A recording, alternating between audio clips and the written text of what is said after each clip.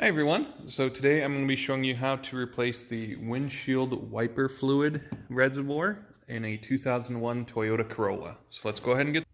So this has been an Arizona car the majority of its life.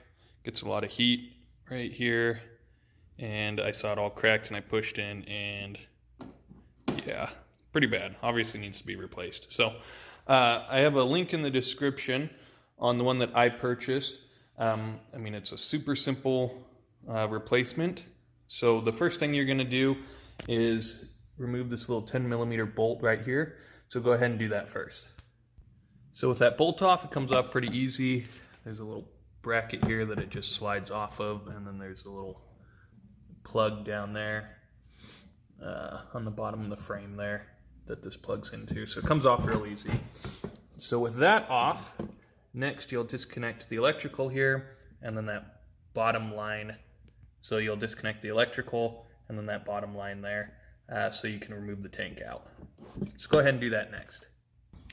So the big complaint that I was reading on the reviews for this replacement tank was that the motor that comes with it isn't nearly as powerful as the stock one that comes from the factory. So I just pulled the stock one off of my old tank. I'm going to put it on here. The main thing, these just come right off. It was already attached when it came to me, and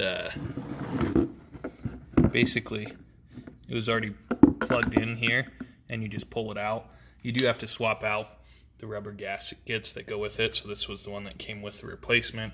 I already popped in the rubber gasket from my old tank onto this new one, so now my new piece will put on. Also, the new one didn't come with, and it's really not that important, little screener. So I popped this out of the old one. I'm going to go ahead and clean it off and put it into my new tank. So go ahead, if you're going to replace these motors, again, you don't have to. That was just one of the biggest complaints I read. So I'm just going to go ahead and do it before I go through the trouble of putting it on and realizing I don't like that new motor, that it's not strong enough. So go ahead and swap that motors at this point if you're going to. So the rest is just reinstallation of your new tank. Very easy, just the reverse of how you took it off.